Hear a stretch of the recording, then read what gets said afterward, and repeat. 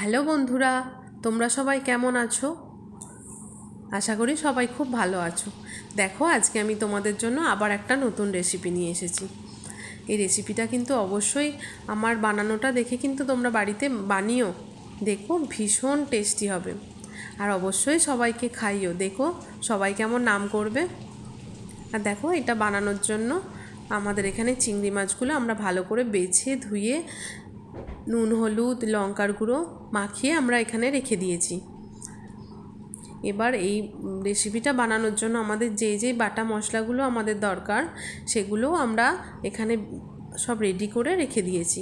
যেমন দেখো, একটা বড় সাইজের টমেটো বেটে রাখা আছে, একটা বড় সাইজের পেঁয়াজ বেটে রেখেছি, আর ওদিকে 7-8 কোয়া রসুন বাটা, তারপর 1 চামচ মতো আদা বাটা, আর এদিকে কাজু আর পোস্তটাকে আমরা বেটে নেব। দেখো, এবার আমরা কাজু আর পোস্তটাকে বাটলাম। এবার দেখো, গ্যাস জ্বালিয়ে আমরা কড়াটাকে বসিয়ে দিলাম। সর্ষের তেল দিয়ে তার মধ্যে একটু কালো জিরে ফোড়ন দেবে, দিয়ে এবার আমরা চিংড়ি মাছগুলোকে ভেজে নেব। চিংড়ি মাছগুলো কিন্তু বেশি ভাজা যাবে না। চিংড়ি মাছ একদম হালকা এপিট ওপিট করে ভেজে নিয়ে আমরা তুলে নেব। দেখো, বাকি যেগুলো ছিল সেগুলোও আমরা ভেজে নিচ্ছি। দিয়ে এবার দেখো, আমাদের সমস্ত মাছ ভাজা হয়ে গেছে। এবার আমরা সব তুলে রেখে দেব। এবার আমরা কড়াটাকে আবার বসিয়ে দেব। বসিয়ে এর মধ্যে তেল, একটু সাদা জিরে দেবো, আর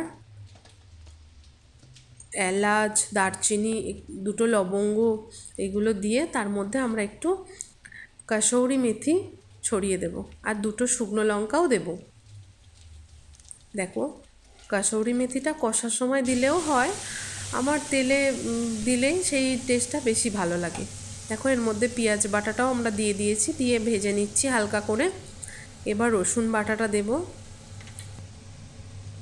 দিয়ে এবার আদা বাটাটা দিয়ে দেব, দিয়ে সুন্দর করে আমরা ভেজে নেব। দিয়ে কাঁচা গন্ধটা চলে গেলে এর মধ্যে আমরা টমেটো বাটাটাকেও দিয়ে দেব। টমেটো বাটাটাকে দিয়ে এবার আমরা খুব সুন্দর করে নেড়ে ভালো করে কষিয়ে নেব। দিয়ে দেখো, আমরা এবার পাশে একটা বাটিতে জল নিয়ে সমস্ত গুঁড়ো মশলাগুলো একসাথে গুলিয়ে নেব। দেখো, জিরে গুঁড়ো, ধনে গুঁড়ো, হলুদ গুঁড়ো আর লঙ্কার গুঁড়ো আমরা জলের মধ্যে দিয়ে ভালো করে গুলিয়ে নিলাম। এবার আমরা ওই মিশ্রণটা আমরা কড়াই ঢেলে দেব, দিয়ে আবার ভালো করে কষিয়ে নিয়ে একটু পরিমাণ মতো নুন দিয়ে দেব, আর অল্প করে চিনি দিয়ে দেব স্বাদ অনুযায়ী। চিনি দিয়ে আমরা ভালো করে নেড়ে আবার একটু ঢাকা দিয়ে কষতে দেব। দেখো, কষা হয়ে গেলে আমরা যে কাজু বাদাম আর পোস্তটাকে বেটেছিলাম সেই বাটাটাকে এবার আমরা দিয়ে দেব। দিয়ে এবার আমরা সেটাকেও ভালো করে কষিয়ে নেব। সুন্দর করে কষিয়ে ঢাকা দিয়ে দেবো একটুখানি, দিয়ে তাহলে আরও ভালো করে কষানো হয়ে যাবে। দেখো, সুন্দর করে মেশানো হয়ে যাচ্ছে। দিয়ে এবার আমরা ঢাকা দিয়ে আর একটু কষিয়ে নেব। যখন একটু তেল ছেড়ে যাবে, দেখো, এবার আমরা ঢাকাটাকে খুলে দেখো কেমন তেল ছেড়ে গেছে। এবার আমরা এর মধ্যে মশলা যে বাটিটায় গোলা ছিল সেই বাটিটাকে ধুয়ে ভালো করে সেই জলটা আমরা দিয়ে দেব। আমরা পরিমাণ মতো জল দেব, যাতে মাছগুলো তো আমাদের ভালো একটু ফোটাতে হবে, যাতে মাছগুলোর মধ্যে মশলাগুলো ভালো করে ঢুকে যায়। তার জন্য আমরা একটু জল দেবো, পরিমাণটা নিজেরা পরিমাণ বুঝে দিতে হবে। দেখো, ঝোলটা ভালোভাবে ফুটে গেছে। এবার আমরা মাছগুলোকে দিয়ে দেব।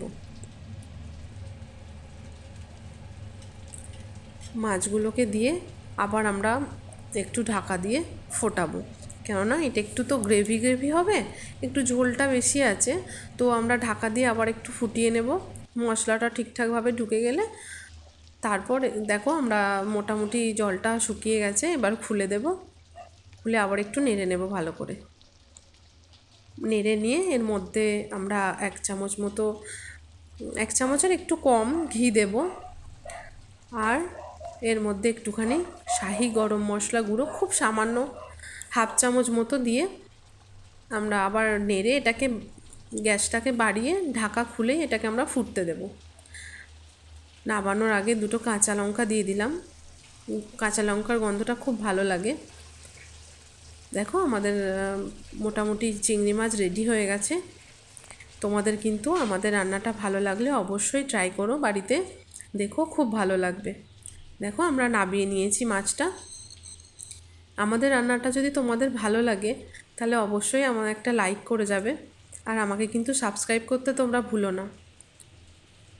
আর দেখো পুরো ভিডিওটা কিন্তু অবশ্যই দেখো, আর ভালো করে আমার রান্নাটা দেখে তোমরা বাড়িতে খুব ভালোভাবে চেষ্টা করো, দেখো খুব সুন্দর হয় খেতে। অবশ্যই কিন্তু তোমরা চেষ্টা করো, আর আমাকে কিন্তু কমেন্টে জানিও যে রান্নাটা কেমন হলো। আর পুরো ভিডিওটা দেখার জন্য অনেক অনেক ধন্যবাদ তোমাদের সবাইকে। সবাই ভালো থেকো।